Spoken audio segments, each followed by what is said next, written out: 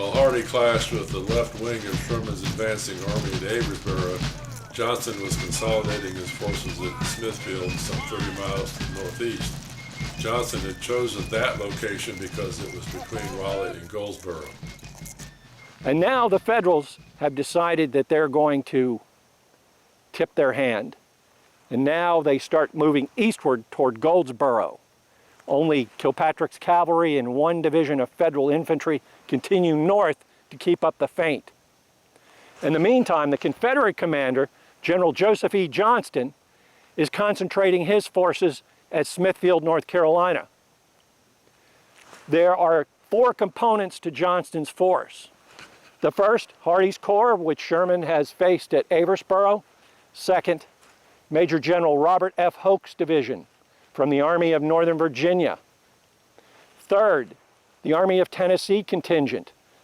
They'll number roughly 4,500 soldiers at Bentonville. They'll be commanded by Lieutenant General Alexander P. Stewart.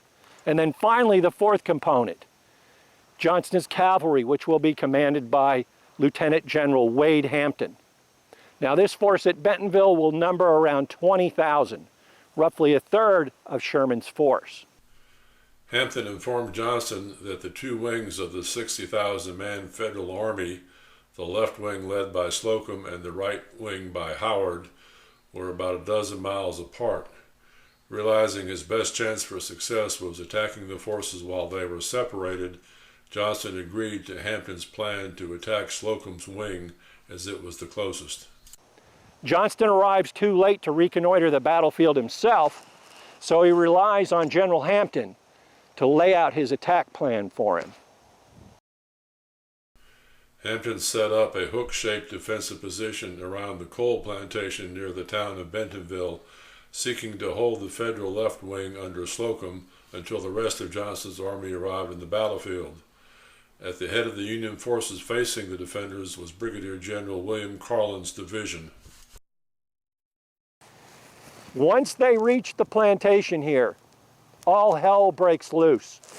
The cavalry falls back through the woods, and the men of Hoke's division and the boys of the North Carolina Junior Reserves Brigade, who are drawn up in that direction, open fire on the Federals, and they scatter. And they begin to deploy on both sides of the Goldsboro Road. Now, at first they think they face nothing more than just a division of stubborn rebel cavalry, but they're wrong. Joe Johnston's entire army is deploying here. And by the end of the day, he'll have over 16,000 infantry here, roughly the size of Slocum's wing. So the contest is to see who can get here first with the most troops. On March 19, after Carlin came into contact with the Confederates and faced heavy artillery fire, Slocum rushed up the 20th Corps and urged Sherman to send in reinforcements, as the Confederate opposing force was larger than expected. Now the boys, and I do mean boys, most of them were 17 and 18 years old.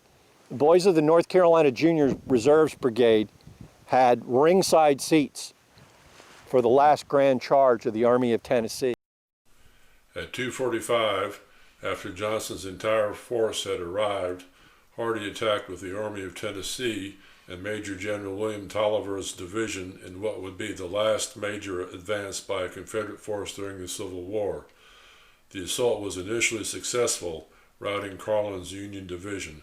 Well, the fighting here was so intense that a Confederate soldier who witnessed it told a comrade that if there was a place as hot as this spot in the Battle of Gettysburg, I never saw it.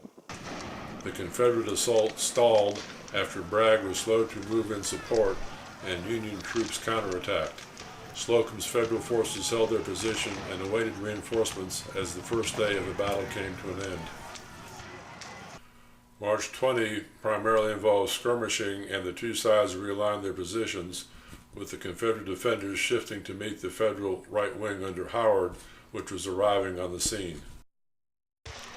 During the morning of March 21st, Union Major General Joseph Maurer moved around the Confederate defenders' left flank and nearly captured a bridge over Mill Creek, the only route of retreat to Smithfield for Johnston's army.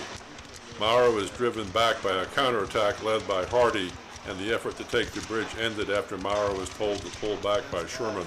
who wanted to avoid a general engagement before he reached Goldsboro. Had the Mill Creek Bridge been taken, Johnston would have had to surrender his army at Bentonville. The escape route had been saved by Hardee, but at the cost of his 16-year-old son, a horseman with the 8th Texas Cavalry, who was mortally wounded in the counterattack on Mower. But the Battle of Bentonville is over.